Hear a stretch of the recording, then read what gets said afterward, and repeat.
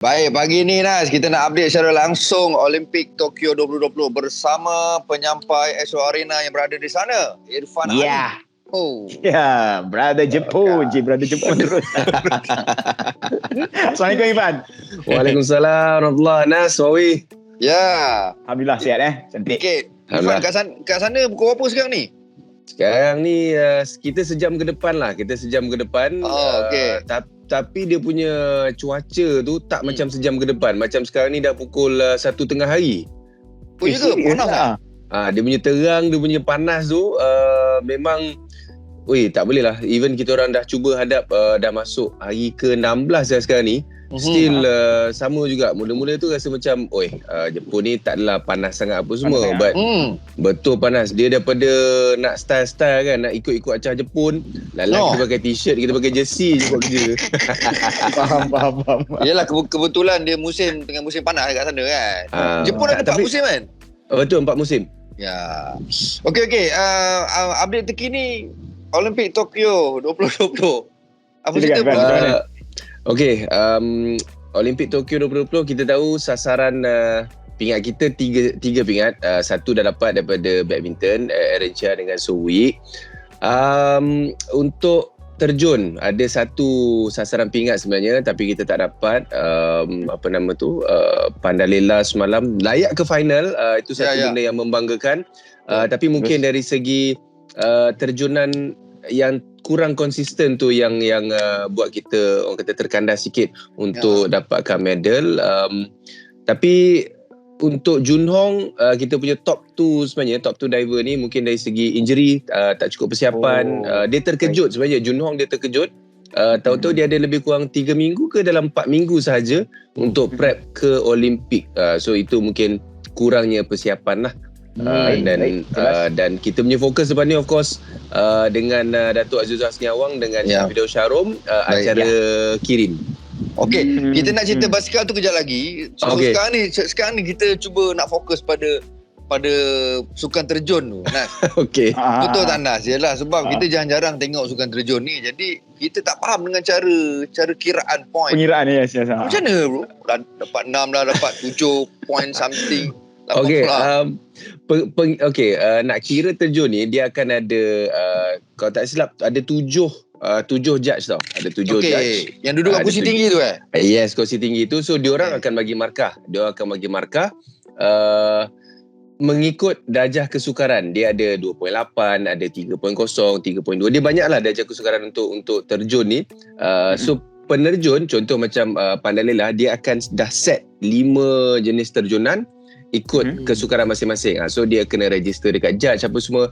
Dari segi markah kita akan ada contoh ada 6 judge. So 6 judge dia akan buang ada 7 judge. So dia akan buang 2 markah tertinggi, 2 markah terendah.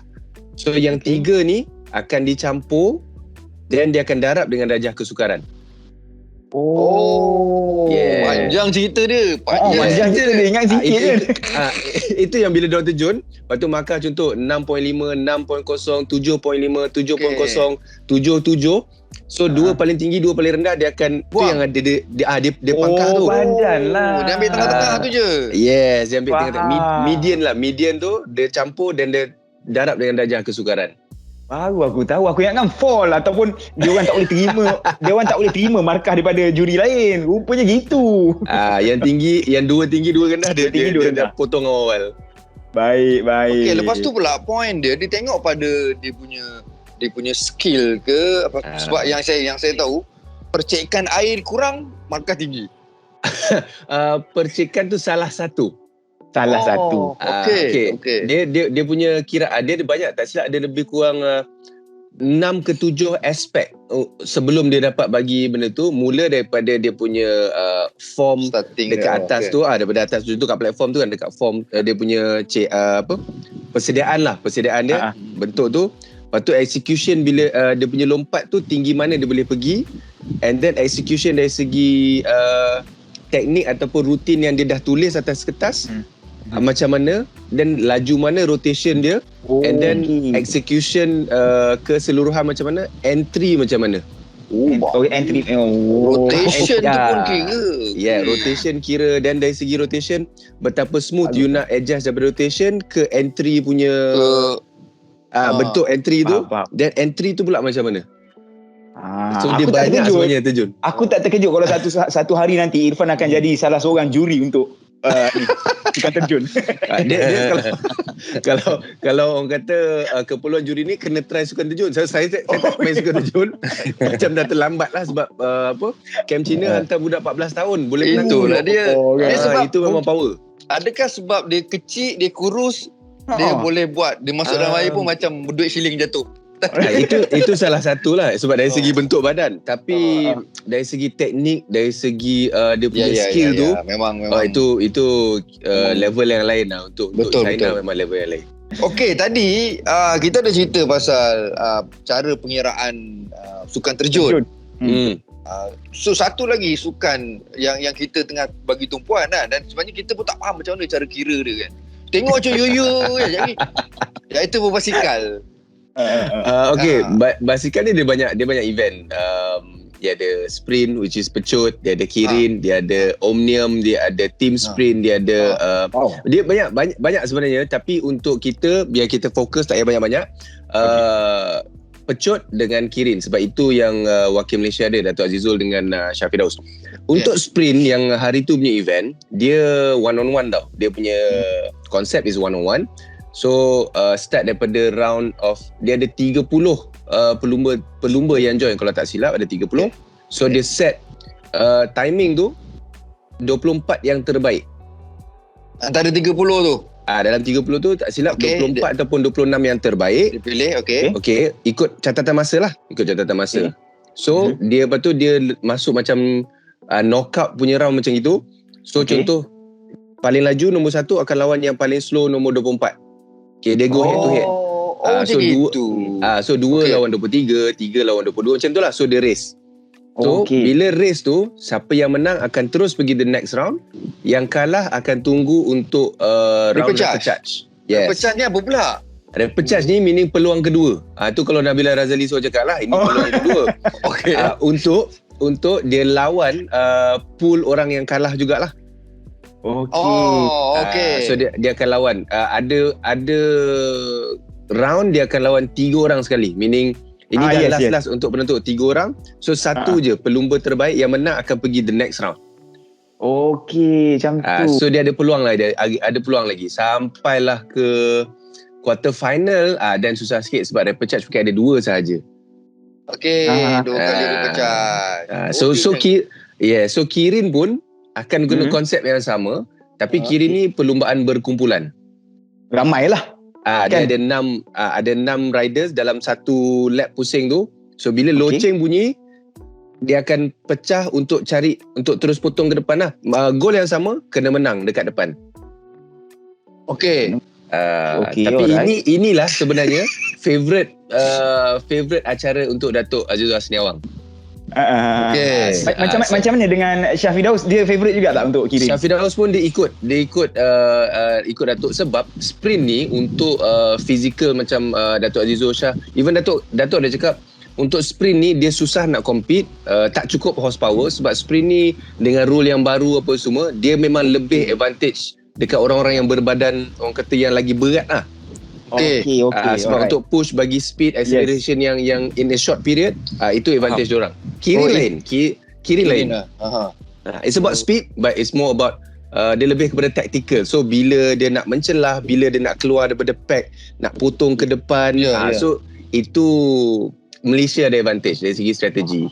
Tapi katanya Datuk pun dah tambah 10 kilo kan untuk dia, nak tambah power orang kata. Tambah power lah. Macam semalam macam semalam kita tengok yang ada 40 pusingan tu. Itu lagi pening dia punya kira dia tu. Yang ni dapat point, kejap lagi yang dapat point, macam lagi tak faham kan. Tapi dia ada team pursuit, ada omnium, dia ada scratch. Banyak sebenarnya basikal track ni dia banyak banyak event. Saya pun masa mula-mula start belajar benda ni macam banyak kan. Tapi every time ada multi event macam ni kita refresh lah, kita refresh dia macam ni, scratch macam ni, team pursuit, team sprint macam tu lah. Okay Ifan, kalau ikut Ifan rasanya apa ni, macam mana target itu untuk basikal ni? Of course target utama kita gold medal lah dalam acara Kirin yang mana insyaAllah yang tu John Beasley, kita punya head coach untuk basikal pun kata memang sprint ni untuk dia warm up, strategi dia untuk warm up, dapatkan feel, dapatkan mood. So dia akan go all out untuk Kirin dan saya masih lagi percaya yang kemungkinan besar insyaAllah rezeki kita ada dekat Kirin dan Datuk Azizul Hasni Awang ataupun Syafiq Syarong akan lakar sejarah sebagai individu pertama yang akan bawa balik pingat emas dalam Masyarakat Olimpik. InsyaAllah. Jadi besok sama-sama kita bagi sokongan. Yes, kita akan mulakan pusingan kelayakan esok. Okay. Sebelum kita nak mengakhiri ni, nak tahu juga macam mana duduk dekat sana, makanan macam mana, senang ke tidak? Nampak berat badan macam turun sikit. ada sikit lah mungkin lah sebab saya timbang pun tak timbang kat sini. Makan tu okey lah, alhamdulillah. Tempat yang kita duduk ni dia ada sediakan makanan halal dengan non halal punya section, tapi menu yang sama lah. So tu antara benda yang kita kena hadap. Dia akan bagi nasi, telur dengan sayur. So itu akan jadi breakfast setiap pagi. Dia tak berubah-ubah. Kalau tengok benda yang sama lah kita ambil. Kalau dekat luar pula tengah shoot, tengah buat konten apa semua, 7E tu tak tuna onigiri, salmon onigiri, dua tu je. Ataupun sama je lah makanan kita dekat Astro pun onigiri tu, 3 segi nasi tu. Yes, lebih kurang tu lah. Tak ada, sebab kita pun nak explore macam nak cari halal ramen ke apa semua, belum sempat lagi. So insyaAllah dalam mungkin hari ni atau esok lah ada masa sikit, baru nak cari makanan ni Melayu. Boleh ke jalan-jalan kat sana? Tak boleh kan? Kita alhamdulillah dah lepas 14 hari ni boleh. Oh ya ke? Dia je saya tunjuk. Kena pakai emas kan macam biasa. Emas tu semua biasa. Dia lepas 14 hari baru kita dapat tiket ni. So tiket ni bagi kita jalan ke train station yang ada venue. So barulah boleh ambil public transport. Sebab kalau tak sebelum ni naik kereta, tak pun naik private taxi. So dia tak boleh nak bercampur sangat. Jadi atlet-atlet lepas habis dia punya event apa semua terus kena balik kan? Tak boleh stay dalam 48 jam dia orang kena keluar daripada Active Village dan balik ke negara masing-masing lah, sebab dia orang tak bagi tahan lama-lama. Okay Ivan, macam mana pengalaman jadi wartawan dekat Tokyo, negara orang dalam waktu pandemik lagi? Mungkin ada benda yang best yang berlaku kan? Ada. Dia macam mana, untuk saya ini kali kedua saya keluar negara untuk buat liputan multi event lah. First dekat Gold Coast Commonwealth 2018. Compare dengan sini Jepun 2020 ni, dia punya staff ataupun dia punya volunteer lagi friendly. Walaupun dia tak boleh cakap bahasa Inggeris, susah tau kan. Orang Jepun nak cakap bahasa Inggeris susah, tapi dia akan tolong sebaik mungkin. Even contoh kita nak pergi shoot, nak cari location kan, kita tak tahu kat mana ni, nampak macam dah sampai tapi belum.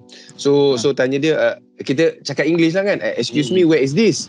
Dia tengok kan, simbol dia. Kita macam English. Dia cakap no English. So lepas tu dia bawa daripada, contoh kalau kena jalan 500 meter ke 1 kilo, dia bawa sampai jumpa. Dia kata dia tunjuk, ni lah dia. Lepas tu kita tengok dia jalan balik pergi tempat dia.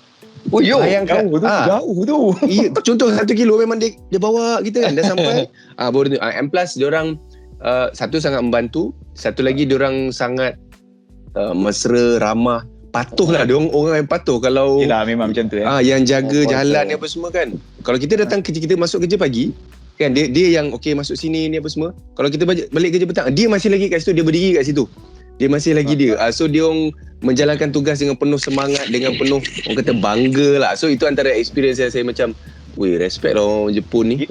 Ifan mesti impress kan? Mesti impress dengan kebersihan negara dia. Kebersihan betul. Sebab kita orang bila kat luar tu kan, tengah panas semua minum air betul. Mana tu sampah?